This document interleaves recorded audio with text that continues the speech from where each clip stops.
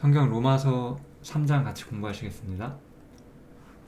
로마서 1, 2장을 제가 했었고 거기서 좀 짧게 간결하게 사람의 상태에 대해서 말씀을 드렸고요. 이제 로마서는 3장부터 이제 복음에 대한 설명을 시작을 하잖아요. 그래서 조금 더 주의 깊게 우리가 살펴봐야 되고 그 의미를 좀 이해를 하면 좋을 것 같습니다. 로마서 3장부터 이야기를 하기 전에 좀 한 가지 말씀을 드리고 가고 싶은 주제가 있는데 이거 이 로마서를 우리가 좀 읽어보게 되면 이 로마서를 관통하는 주제가 이제 의다, 이걸 우리가 좀 볼 수가 있거든요. 이 사람이 어떻게 의를 얻느냐, 이게 굉장히 중요한 주제로 로마서에서는 계속 다루고 있어요.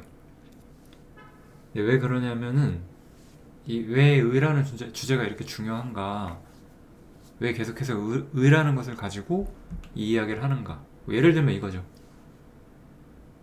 이렇게 우리가 기독교 교리라는 걸 봤을 때 예수님을 믿어서 천국에 가고 믿지 않으면 지옥에 가고 이런 주제들을 왜 그렇게 직접적으로 설명하지 않고 이제 이 의라는 것을 통해서 설명을 하느냐, 이제 그거거든요. 왜 이렇게 의라는 주제로 설명을 하는지 우리가 좀 기원을 추적해보면은 이거는 유대인들이 하나님을 이해하고 하나님의 인도하심 가운데 살면서 그들이 배웠고 그들의 조상으로부터 배워왔던 그런 주제들이 다 들어가 있기 때문에 그런 건데, 이게 이제 시편 1편이에요. 시편 1편에 보면은 그 복 있는 사람에 대한 이야기가 나오죠. 그래서 이제 복 있는 사람에 대한 이야기가 나오면서 이제 마지막에 보면 하나님께서는 의인의 길은 여호와께서 인정하신다, 그러나 악인의 길은 망하리로다, 이렇게 나오거든요. 그래서 이 시편을 생각하고 시편을 배워왔던 유대인들에게 있어서 의인이 된다는 거는 굉장히 중요한 문제였어요. 그러니까 이 사람들은, 그러니까 우리 기독교의 교리라는 것은 사실 죽음이라는 것이 딱 있고 죽음 뒤에 이제 영생과 영벌이 있다라고 우리가 보잖아요. 영생과 영벌이 있다라고 우리가 보는데 사실 이게 이렇게 단순하진 않거든요. 우리가 성경을 살펴보면 그렇게 단순하게 써있진 않죠. 거의 대부분. 오히려 성경에서는 죽음보다는 의인과 악인에 대해서 말을 해요.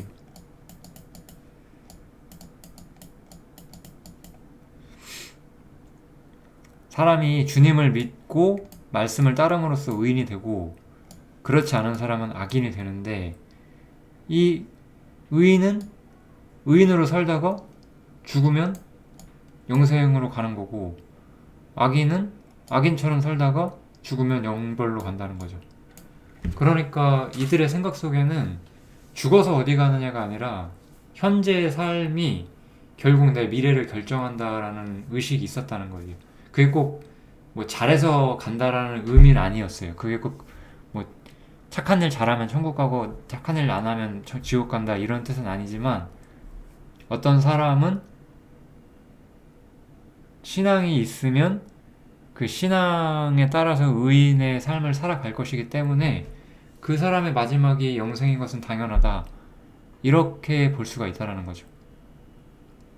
그러니까 로마서도 마찬가지.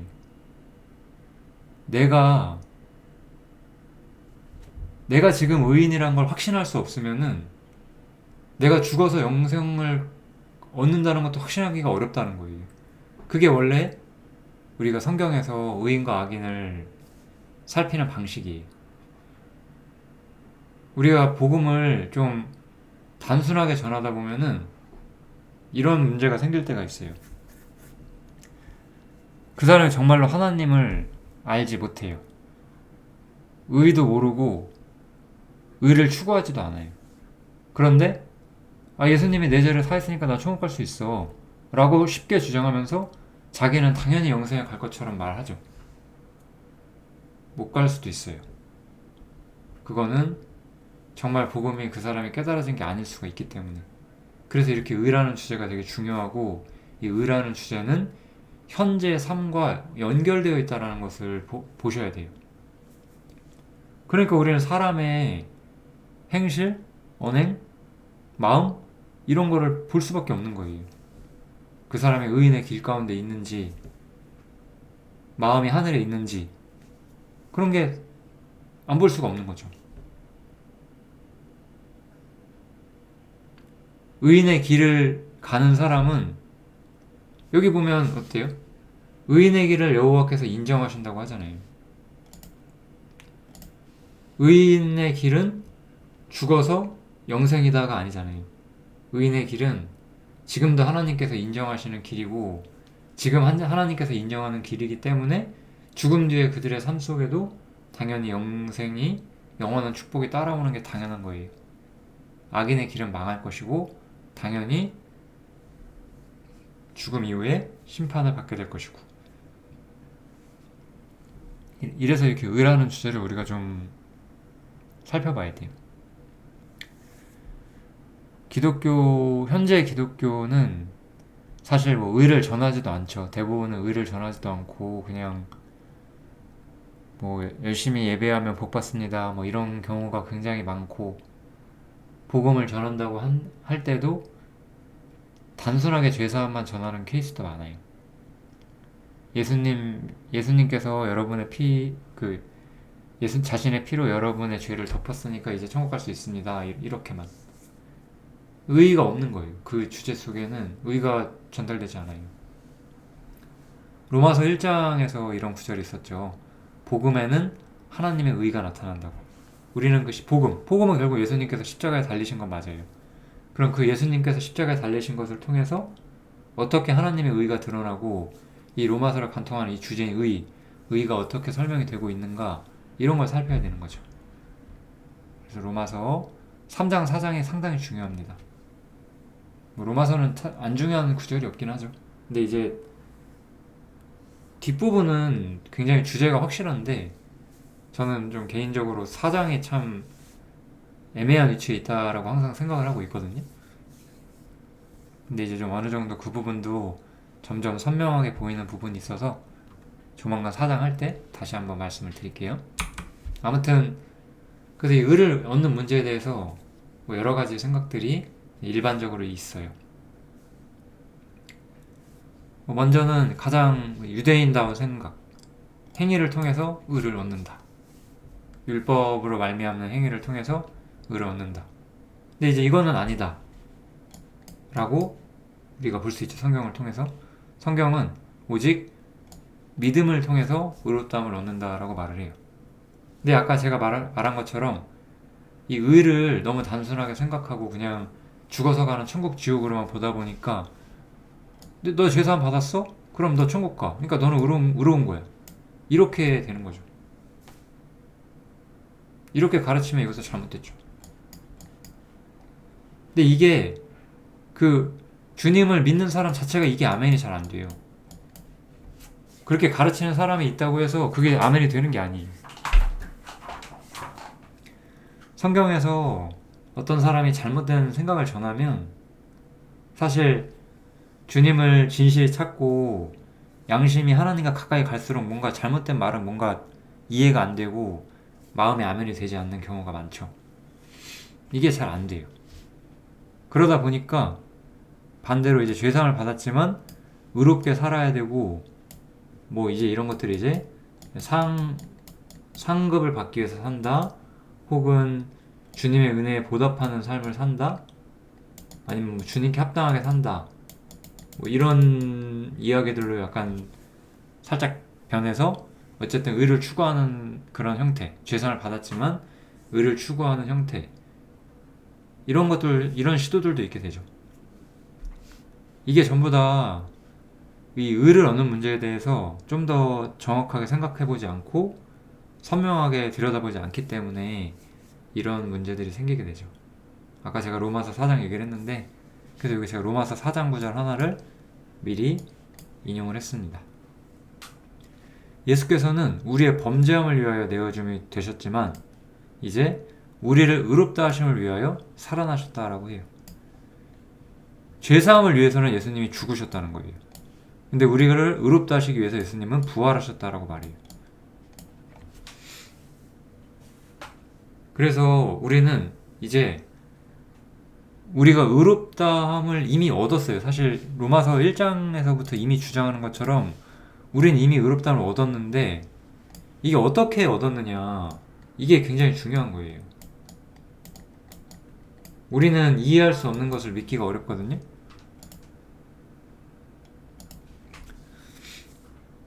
우리가 어떤 사람한테 예를 들어서 이렇게 생각을 해보세요. 그냥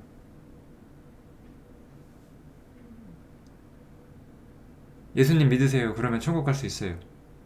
딱 두 마디만 했다고 생각을 해보세요.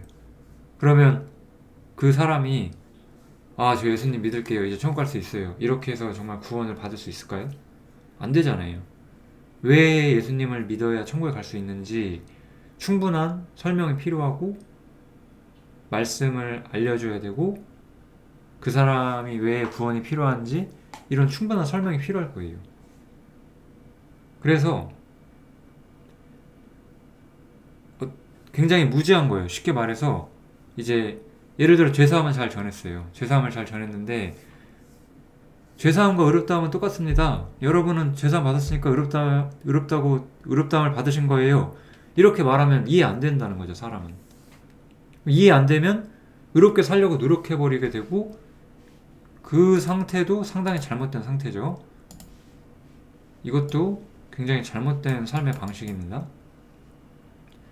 근데 사도 바울은 뭘 하고 있냐? 죄사함을 우리가 자세히 설명해서 사람이 어떻게 천국에 갈 수 있는지 설명한 것처럼 왜 우리가 의롭다함을 받았다라고 말할 수 있는지도 자세히 설명을 하고 그 의롭다함을 설명하는 방법으로서 예수님의 부활을 설명을 하는 거예요. 그러니까 우리는 성경을 잘 배워야 되고 예수님의 죽으심은 우리의 범죄함, 우리의 죄를 용서하는 문제에 깊은 관련이 있지만 우리가 의롭다함을 받는 문제는 예수님의 부활과 관련이 있다. 이렇게 우리가 성경을 봐야 되고 로마서 4장에서는 이 문제에 대한 도입을 이렇게 이야기를 한 다음에 4장으로 넘어가면서 이제 5장으로 넘어가면서 이제 의롭다함에 대한 이야기를 본격적으로 시작을 하는 거죠. 그게 이제 로마서 4장의 어떤 중요한 위치가 됩니다. 아무튼 이렇게 의에 대해서 우리는 여러 가지 생각들을 해요. 3장은 이 죄사함과 관련된 문제, 복음과 관련된 문제를 다루면서 그렇다고 해서 로마서 3장에 죄사함이라는 단어를 쓰진 않아요. 로마서 3장도 바로 의롭다함이라는 단어를 씁니다. 왜냐하면 아까도 제가 말했지만 성경은 죄사함만을 따로 꺼내서 말하지 않아요. 웬만해서는. 아까 말했지만 의롭다함을 받은 사람은 의인으로서 살다가 죽으면 영생을 가는 거지 너 살다가 죽으면 천국 간다. 그러니까 이 사람이 죽음 이전에 이 사람의 어떤 삶의 여정을 성경은 전체를 보려고 해요. 그러니까 그 의인이냐 악인이냐가 중요한 거죠. 죽어서 천국 간다의 문제가 아니라는 거예요. 그렇기 때문에 죄사함만을 말하지 않아요. 죄사함을 말하면 이런 케이스가 분명 있습니다. 하나님과 정말로 멀어져 있고 하나님을 생각하지 않으면서도 자기는 죄사함 받았다 라고 말할 수가 있어요. 의인은 생각보다 그렇게 말하기가 쉽지가 않습니다. 그런 점에서 성경은 어떤 사람이 죄사함 받았냐 아니냐가 아니라 의인이냐 아니냐로 이야기를 하고자 하는 시도를 가지고 있어요. 굉장히 중요한 로마서를 이해하는데 굉장히 중요한 관점이거든요. 꼭 깊이 생각을 해보시면 좋겠고 단순하게 죄사함을 보시면 안 돼요. 아무튼 로마서 3장 간결하게 이제 마무리를 해보면 이제 로마서 3장 이렇게 시작하죠. 유대인의 나음이 무엇이냐? 할례의 유익이 무엇이냐? 그러면서 답을 하죠. 범사에 나은데 그 중에 제일은 그들이 하나님의 말씀을 맡았다. 예, 성경을 하나님께 받아서 기록하고 있다. 즉 유대인에겐 성경이 있었고 예배가 있었고 율법이 있었고 하나님을 알만한 것들이 더 많았어요. 다른 민족들이 하나님을 알만한 것들을 다른 민족들에게 하나님을 알만한 것들은 사실 로마서 1장에서 말한 것처럼 이 피조 세계밖에 없었어요. 이 모든 만들어진 것들 속에 하나님을 알만한 것들이 들어있다라고 했죠. 이 자연, 우주, 생물 이런 모든 것들에 하나님의 신성이 있다라고 했어요. 이방인들은 그거 말고는 하나님을 의식할 것이 없었고 그랬기 때문에 하나님을 찾지 못하고 우상숭배를 했죠. 근데 유대인들은 그것 이상으로 더 확실한 계시로서 성경을 받았어요. 그래서 하나님을 올바로 섬길 수 있는 기회가 있었지만 유대인도 실패했죠. 우리가 결과적으로는. 그게 가장 성경에서 말하는 중요한 관점인데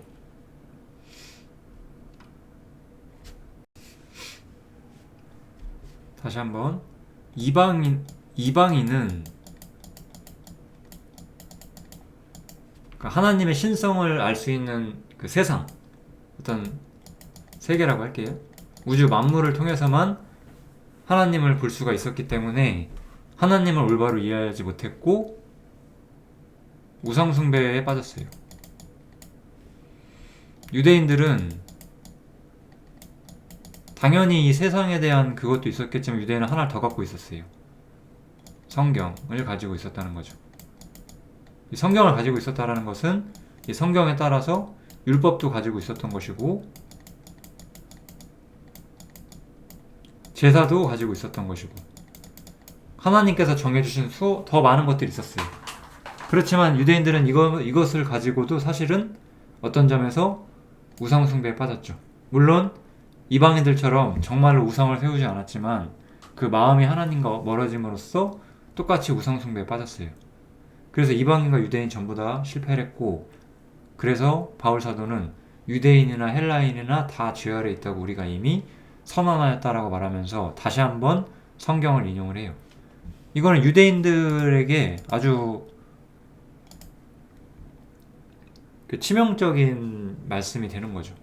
유대인들은 스스로를 자랑할 수 있었어요. 우리는 이렇게 성경과 율법과 제사가 있고 우리 하나님 잘 섬기지 않았냐 라고 유대인들이 말할 때 사도 바울은 그 성경, 그들이 자랑하는 성경을 이용해서 성경에서 말하기를 뭐라고 말하냐, 이방인과 유대인 다 의인이 없다 이렇게 말한다 성경은. 그러니까 너희들 의인 아니다 이렇게 말하는 거죠. 그러니까 의인이 없는 거예요 하나님 보시기에.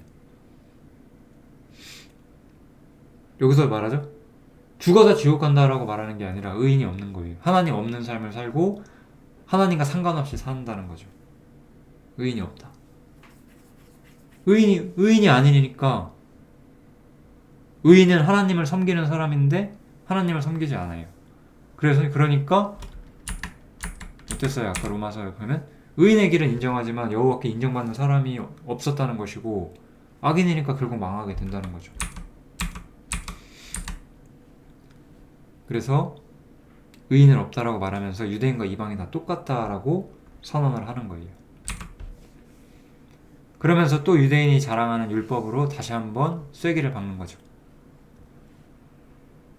바울 사도가 생각하기는 우리가 알거니와 율법이 말하는 자는 율법 아래 있는 자들에게 말하는 것이니 이는 모든 입을 막고 온 세상으로 하나님의 심판 아래 있게 하려 함이니라 라고 말하면서 율법의 진정한 기능을 선언해요. 율법은 우리가 하나님 잘 섬긴다고 그걸 알게 해주려고 있는 것이 아니다. 율법은 오히려 하나님 앞에서 의롭다 하심 얻을 육체가 전혀 없다는 것을 선언하고 있다. 왜냐하면 아무도 율법을 지킬 수 없기 때문에 그렇다. 그러므로 율법은 사람이 자신의 죄인인 것을 깨닫고 자신이 죄 가운데 있다는 것을 알게 하기 위함이지 어떤 우리를 의롭게 해주는 수단이 될 수 없다. 이렇게 사도 바울이 로마서 3장에서 율법을 말을 하는 거예요. 그러니까 유대인들이 가진 것, 성경, 율법, 제사 뭐 이런 것들로는 사실 의를 얻을 수가 없다는 거죠. 이방인들도 의를 얻을 방법이 없었고 유대인도 의를 얻을 방법은 없었다는 거예요. 그러면서 이제 바울사도는 복음을 설명을 해요.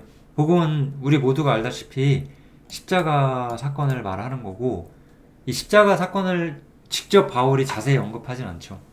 왜냐하면 이것은 다 알고 있는 사실들이었기 때문에 우리가 복음서를 보면 자세히 나오잖아요. 그 부분에 대한 이제 바울은 해석을 하는 거죠. 바울은 그것을 어떻게 말하냐, 율법 외에 하나님의 한 의가 나타났다라고 말을 해요. 하나님의 한 의. 아까 우리가 의를 얻는 문제에 대해서 생각을 했고, 행위를 통해, 율법으로 말미암는 행위를 통한 거죠. 좀 더 정확히 말하면 이런 방법이 아니라, 이제 이런 의가 아니라, 율법을 통한 의가 아니라 하나님의 의가 하나가 나타났다라고 말을 해요. 그러면서 이 의는 또한 율법과 선지자들에게 증거를 받았다라고 말하면서, 이 말은 이거죠. 이 성경에 이미 이것이 예언되어 있었다, 이렇게 말하는 거죠. 그게 무엇이냐? 여기 써놓은 것처럼 이 예수를 하나님의 그의 피로 인하여 믿음으로 말미암는 화목제물로 세우셨으니, 십자가 사건을 말하는 거죠. 이렇게 함으로써 하나님은 이들이 전에 지은 죄를 간과하셨고, 이것을 통해서 자신의 의로우심을 나타내셨다라고 하는 거예요.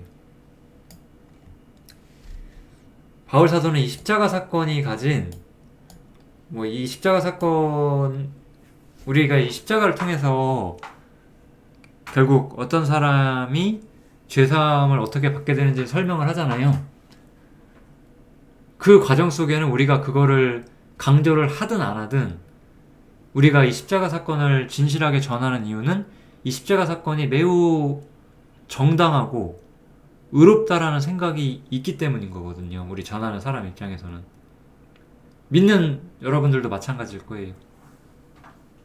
이런 거죠, 쉽게 말하면. 하나님 말씀대로 사람은 죄인이 맞아. 난 그거 확실히 인정해. 그리고 누구도 행위로는 천국에 갈 수 없어. 그것도 분명히 맞지. 하나님이 그래서 사람을 심판하시는 것은 불의하다고 볼 수가 없다. 그것도 맞다.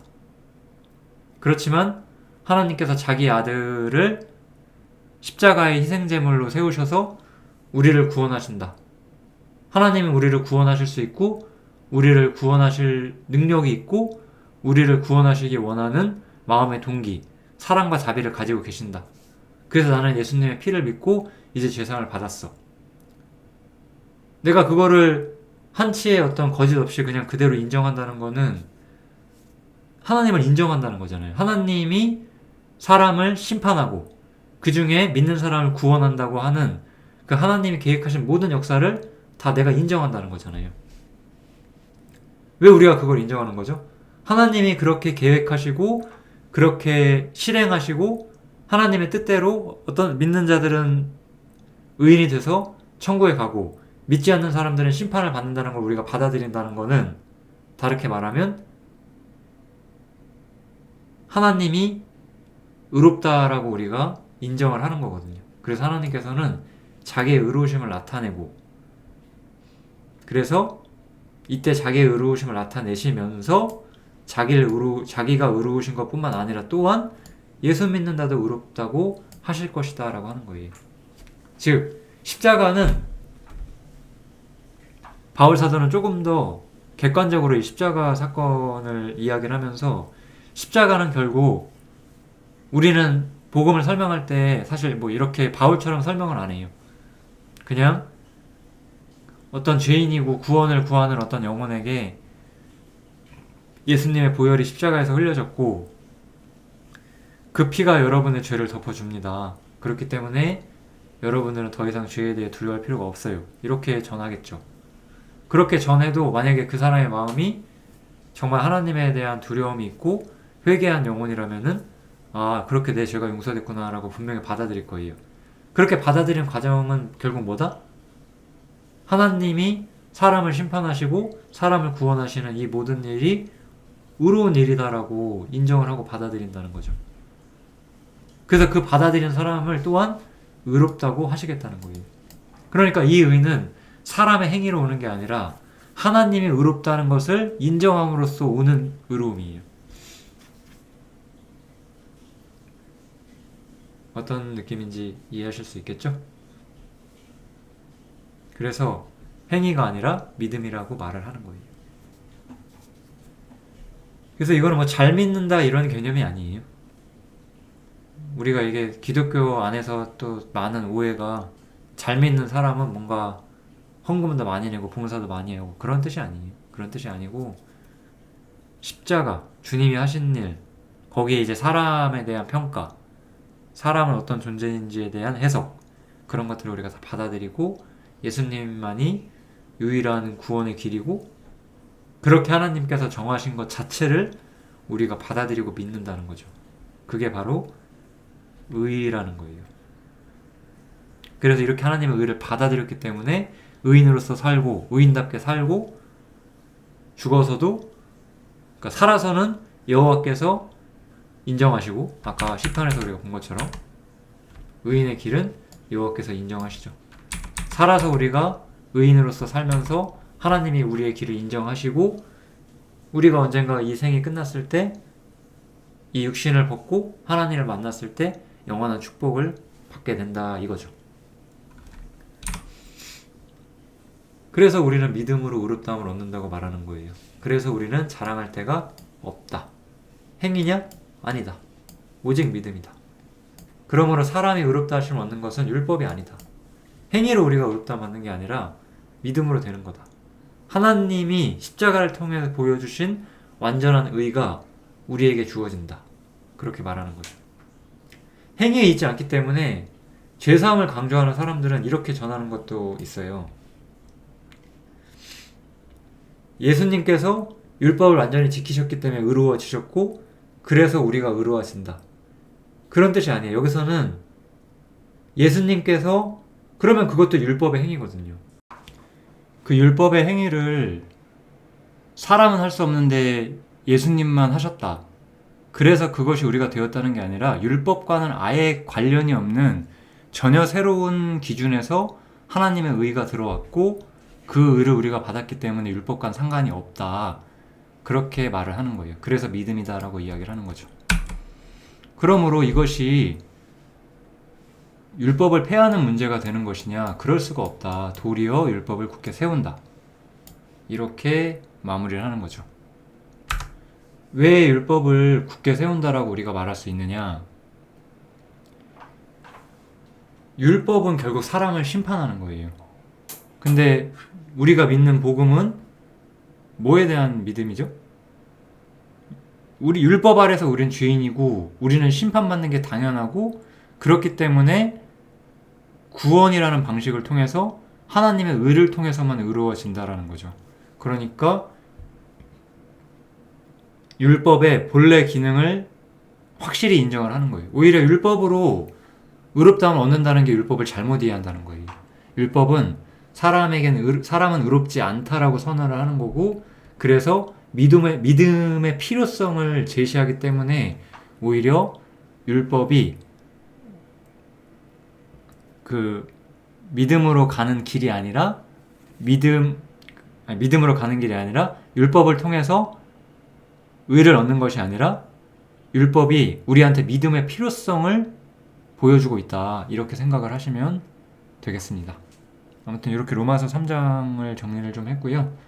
이제 제가 말한 것처럼 이제 이 부분은 그래서 죄사함 같지만 죄사함으로 설명하지 않고 의롭다 하심으로 설명을 해요. 왜냐하면 의롭다라는 말은 죄사함보다 더 넓은 범위를 품고 있기 때문에 우리는 의롭다라는 것을 이해를 해야 되고 또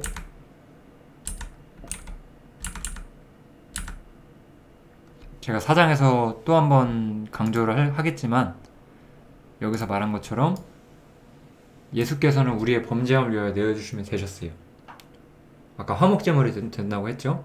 그렇지만 이제 예수님의 부활에 대해서 우리가 생각을 해보면서 그것이 우리가 의롭다함을 얻었다는 것을 확증하고 있다. 그러니까 죄사함 얻었다는 걸 확증하는 게 아니에요. 죄사함과 의롭다함은 같은 말이 아니니까. 그죠? 이거는 생각이 그렇다는 거지 제가 그렇다고 써놓은 게 아니니까요. 아무튼 로마서 3장은 여기서 마치겠습니다. 감사합니다.